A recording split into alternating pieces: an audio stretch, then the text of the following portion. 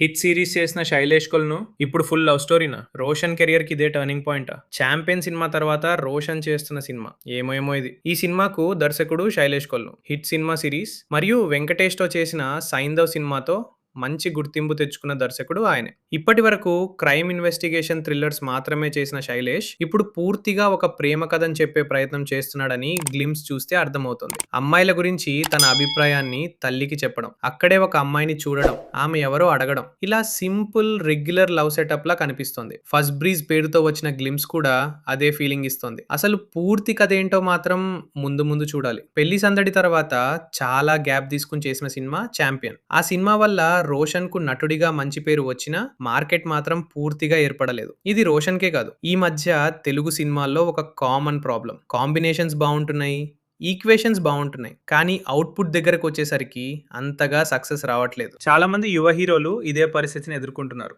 విజయ్ దేవరకొండ, సుధీర్ బాబు, నాగశౌర్య, సిద్ధు, విశ్వక్, నితిన్, అఖిల్ ఇలాంటి కాంబినేషన్స్ నమ్ముకుని సినిమాలు చేశారు. రిజల్ట్ మనం చూసాం. మన అదృష్టం ఏంటంటే నిర్మాణం విషయంలో రాజీ పడని నిర్మాతలు తెలుగు ఇండస్ట్రీలో ఉన్నారు. కానీ ఆ స్థాయికి తగ్గ సినిమాలు వస్తున్నాయా?